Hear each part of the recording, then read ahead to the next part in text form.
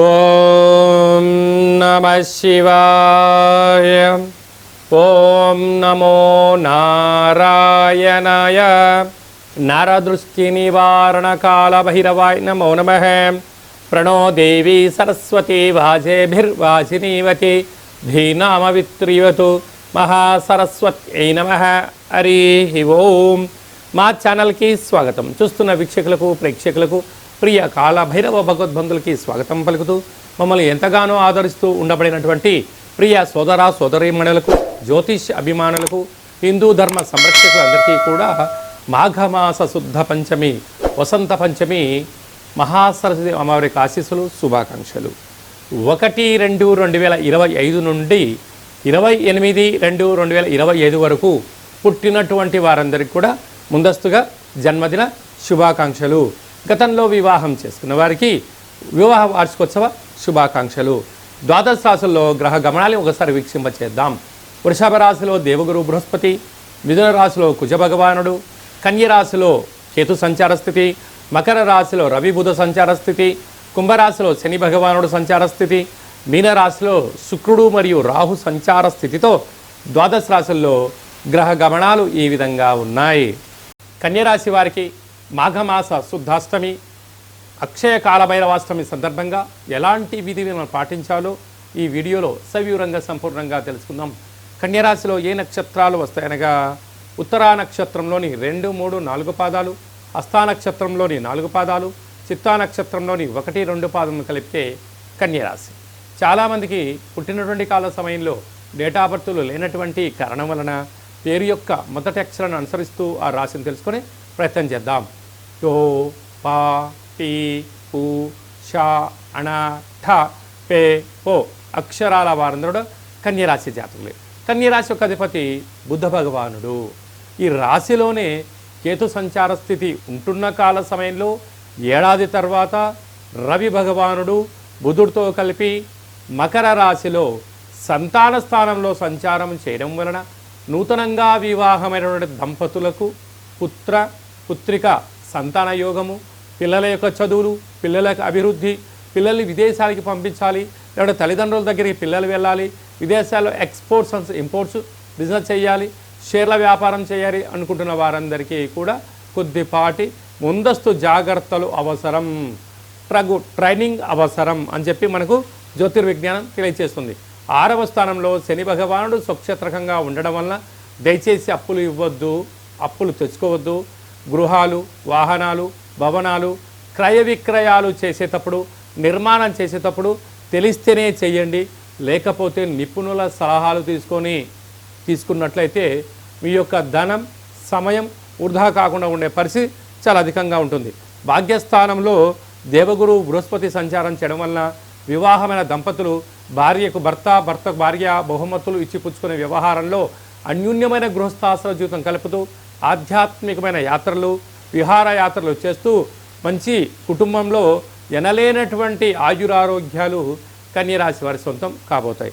రాజ్యస్థానంలో కుజ భగవానుడు సంచారం చేయడం వలన స్థిరాస్తులు, చరాస్తులు, ఉద్యోగము, ప్రమోషను, వ్యాపార ఉత్పత్తులు, పెట్టుబడులు, క్రయ విక్రయాలు అన్నింటా మీ విజయం కలుగుతున్నాయి. కాకపోతే అంతర్గతమైనటువంటి శత్రువులు పొంచి ఉన్నారు కనుక ఏదైనా మీరు పనులు ప్రారంభించి విజయం సాధించేంత వరకు మీ యొక్క చిదంబ రహస్యాన్ని, అంటే బిజినెస్ సీక్రెట్స్ అంటూ ఉంటారు, ఎదటి వ్యక్తులకు తెలియచేయకుండా ఉండండి.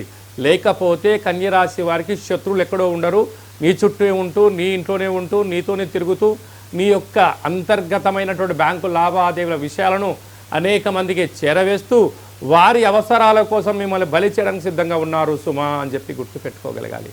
ఈ వీడియో మీరు చూస్తున్నారు అన్నట్లయితే కాళభైరవ స్వామికి ఆశీస్సులు మీకు ఉన్నాయని చెప్పి కూడా ముందస్తు హెచ్చరికగా భైరవుడు తెలియజేస్తూ ఉంటాడు. కనుక కాళభైరవ స్వామి స్మరణ, ధ్యానము, దీపము, ముడుపు ఏర్పాటు చేసుకోవడం వలన కాళభైరవ స్వామి ఇంటికొచ్చి మిమ్మల్ని ఆశీర్వదించి అన్నింటా విజయం కలిగిస్తాడు అని చెప్పి కూడా గమనించాలి. అలాగే సాఫ్ట్వేర్ ఉద్యోగస్తులు, హార్డ్వేర్ ఉద్యోగస్తులు, మార్కెటింగ్ రంగంలో ఉండబడిన వారు, వ్యవసాయ సోదరీమణులు, ఆహార ఉత్పత్తులు, టీ షాపులు నడిపించే వారందరికీ కూడా భగవంతుడి యొక్క సేవ అవసరం అని చెప్పి గుర్తుపెట్టుకోగలగాలి. ఫిబ్రవరి మాసం అనగానే పండగలకు చాలా ప్రత్యేకత. మాఘమాసం అనగానే ప్రతి తిథికి ఒక ప్రత్యేకత ఉంటుంది. మాఘమాస శుద్ధ పంచమి, వసంత పంచమి అంటారు. 2వ తారీఖు 2వ నెల 2025వ తారీఖున వసంత పంచమి అంటే సరస్వతి అమ్మవారి యొక్క జయంతి సందర్భంగా చిన్నపిల్లలకు 3వ సంవత్సరం పడి 3వ సంవత్సరం నిండేటువంటి పిల్లలకు నూతనంగా అక్షరాభ్యాసం ఎప్పుడు చేయించాలని చెప్పి చాలామంది అనుకుంటూ ఉంటారు. కనుక ఈసారి ఆ తారీఖున దేవాలయం వెళ్ళి అమ్మవారి యొక్క సంరక్షణలో, దేవాలయంలో పర్యవేక్షణలో అక్షరాభ్యాసం చేసినట్లయితే వారికి చాలా యోగం శుభం కలుగుతుంది. అలాగనే చదువుకుంటున్న విద్యార్థులు పుస్తకాలు, ల్యాప్టాప్స్, అలాగనే సంగీత వాయిద్యం చేసి నడిపించే మనం ఏ వృత్తి అయితే చేస్తామో వారందరము ఆ రోజు అమ్మవారి దేవాలయానికి వెళ్ళి తెల్లటి పుష్పాలు, తెల్లటి వస్త్రాలు, విభూతితో అర్చన, అలాగనే పాయసము, చక్కెర పొంగలి, దద్దోజనం లాంటివి మహాపదార్థాలు అమ్మవారికి పెట్టి ప్రసాదం పంచడం వలన అందరికీ ఇచ్ఛాశక్తి, క్రియాశక్తి, జ్ఞానశక్తి అమ్మవారు ప్రసాదిస్తుందని చెప్పి కూడా గమనించాలి. అలాగనే 4వ తారీఖున మాఘమాస శుద్ధ సప్తమి, రథసప్తమి, స్వామివారికి జయంతి అవ్వడం వలన నమస్కారము, అర్ఘ్యము, ఆసనము, 12 ఆసనాలు, అలాగనే అరుణ పారాయణము చేయడం వల్ల సూర్యభగవానికి ఆశీస్సులు కలిగి సంపూర్ణ ఆయురారోగ్యాలు మన సొంతమవుతాయి. అలాగే 5వ తారీఖు అక్షయ కాలభైరవాష్టమి కనుక ఇంట్లో పుష్పణ దీపాన్ని, నారికెల దీపాన్ని, నింబకుష్మ దీపాన్ని, ముడుపును, కాళభైరస్వామి స్మరణ ధ్యానం చేయడం వల్ల అద్భుతమైనటువంటి అష్ట కష్టాలను తొలగిపోయి అక్షయంతో కూడుకున్నటువంటి భైరవాశీస్సులు మన సొంతమవుతాయని చెప్పి కూడా గమనించాలి. అలాగనే మనకు 12వ తారీఖు మాఘమాస పూర్ణిమ, నదీ స్నానము, సముద్ర స్నానము, దానము, అభిషేకము, శ్రీ రమాసహిత సత్యనారాయణ వ్రతము చేయడం వల్ల సంపూర్ణ ఆయురారోగ్యాలు మన సొంతమవుతాయి. 21వ తారీఖున మాఘమాస బహుళాష్టమి, అక్షయ కాలభైరవాష్టమి సందర్భంగా స్వామి స్మరణ ధ్యానము యోగదాయకంగా భావించగలగాలి. అలాగే మనకు 26వ తారీఖున మహాశివరాత్రి పండగ అంటే జన్మకో శివరాత్రి, జీవితానికి ఒక శక్తి అంటూ ఉంటారు. కనుక ఫిబ్రవరి 26వ తారీఖున శ్రీ మహాశివరాత్రి సందర్భంగా మనమందరికీ స్వామిని స్మరిద్దాం, ధ్యానిద్దాం, అభిషేకం చేద్దాం, అష్ట కష్టాలకి స్వస్తి పలుకుదాం, ఐశ్వర్యాన్ని స్వాగతం పలుకుదాం. అలాగే 27వ తారీఖున మాఘమాస బహుళ పక్ష అమావాస్య అంటే మాఘమాసంలో వచ్చేటువంటి అమావాస్య చాలా మహిమాన్వితమైన అమావాస్య. కనుక కాళభైరవ స్వామిని పూజ చేసి స్మరణ చేసి ఆ అష్టోత్తర పారాయణం చేయడం వలన మనకు విపరీతమైన అష్ట కష్టాలను పులిస్టా పెట్టి ఐశ్వర్యం మన సొంతం అవుతుంది అని చెప్పి గమనించాలి.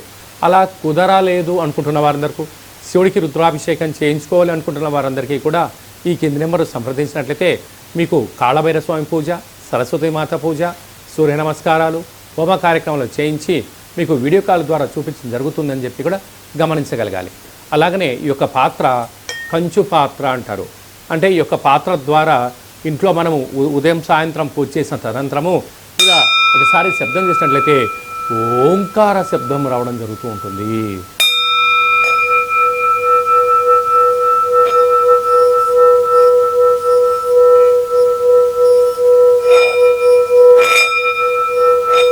ఇలా శబ్ద తరంగాల్ని సృష్టించడం వల్ల ఈ పాత్రలోంచి మనం ఒక్కసారి గమనించినట్లయితే ఓంకార శబ్దము ఆ శబ్దం ద్వారా ప్రసరించడం జరుగుతుంది.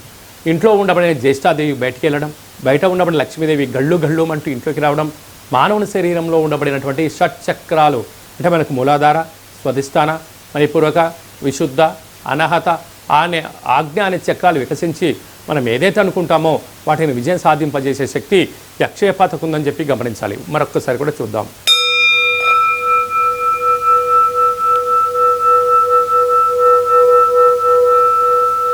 కనుక ఈ అక్షయ పాత్రతో పాటు కాళభైరవ స్వామి యొక్క పిరమిడు, డాలరు, కంకణము, మీకు 20 రకాల వస్తువులతో దిష్టి తీయించడము, అలాగనే మీకోసం ప్రత్యేకంగా కాళభైరవ హోమం చేయించి వీడియో కాల్ ద్వారా చూపించి మీకు ఈ అక్షయ పాత్రను మీకు కొరియర్ ద్వారా అందజేయడం జరుగుతుందని చెప్పి కూడా గమనించాలి.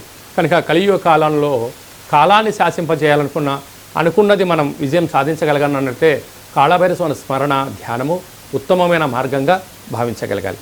అలాగే మీ వ్యక్తిగత జాతకం తెలుసుకోవాలనుకుంటున్నారా? మీ యొక్క పుట్టినటువంటి కాల సమయంలో తేదీ, నెల, సంవత్సరం, సమయం, మీ పేరు రాసి పంపించినట్లయితే 100 సంవత్సరాల జాతకాన్ని రాసి పంపించి మీరు పుట్టినప్పుడు గ్రహ గమనాలు ఎలా ఉన్నాయి, ప్రస్తుతం ఎలా ఉంటున్నాయి, రాబోయే కాలంలో ఎలా ఉండబోతున్నాయో సవివరంగా సంపూర్ణంగా తెలియజేయడం జరుగుతుంది అని చెప్పి గమనించాలి. చాలామందికి పుట్టినటువంటి కాల సమయంలో డేటా బర్తులు లేనటువంటి వారికి మీ పేరు యొక్క మొదటి అక్షరాన్ని అనుసరిస్తూ రాశిని స్థితిగతులను తెలియచేస్తూ రమణ శాస్త్రం ద్వారా అనగా కాళభైరవ ఉపాసన చేత గవ్వల ద్వారా భూత భవిష్యత్ వర్తమానాన్ని తెలియజేయడం జరుగుతుందని చెప్పి కూడా గమనించగలగాలి. కనుక జాతకాన్ని తెలుసుకుందాం, జీవితంలో రాబోయే ఆపదలను నివారిద్దాం, ఐశ్వర్యానికి స్వాగతం పలుకుతాం. కనుక జాతకం తెలుసుకోవాలనుకుంటున్న వారందరూ కూడా ఈ కింది నెంబర్ని ఆన్లైన్ ద్వారా కానీ ఆఫ్లైన్ ద్వారా కానీ వాట్సాప్ ద్వారా సంప్రదించి అపాయింట్మెంట్ తీసుకొని సంప్రదించగలరు. అలాగా తరచుగా భార్యాభర్తలు గొడవ పడుతున్నారా? ఎందుకు గొడవ పడుతున్నారు? జాతకంలో ఉండబడిన ఇబ్బందులేంటి? ఏ చిన్న స్వల్పమైన మార్పులు చేసుకోవడం వల్ల మీరు పాలు నీళ్ళలాగా శ్రీ పార్వతీ పరమేశ్వరులాగా కలిసి ఉంటారో కూడా తెలుసుకుందాం. అందరికీ శుభం, జయం, లాభం జరగాలని కోరుకుంటూ ఆశీర్వచనం. ఓం శతమానం భవతు శతాయు పురుష సతేంద్రియ ఆయుష్యేవేంద్రియే ప్రతిష్టతి ధనం ధాన్యం బహుపుత్రలాభం శత సంవత్సరం దీర్ఘమాయు సర్వే జనా సుఖినో భవంతు లోకా సమస్తా సుఖినో భవంతు సర్వం కాళభైరవ దేవతార్పణమస్తు. హరి ఓం. ఈ వీడియో మీకు నచ్చినట్టయితే లైక్ చేయండి, షేర్ చేయండి, మా ఛానల్ని సబ్స్క్రైబ్ చేసుకోండి. నేను చేస్తున్న ఆధ్యాత్మిక వీడియోలు అందరికన్నా ముందుగా మీరు తెలుసుకోవాలి అనుకున్నట్లయితే గంట సింబల్ ప్రెస్ చేయండి, ఆల్ అని బటన్ తెలియచేయండి. మీరు ఎవరి క్షేమాన్ని అయితే కోరుకుంటున్నారో లేక మీ క్షేమాన్ని ఎవరైతే కోరుకుంటున్నారో వారికి ఈ వీడియోని ఫార్వర్డ్ చేసి హిందూ ధర్మాన్ని కాపాడండి.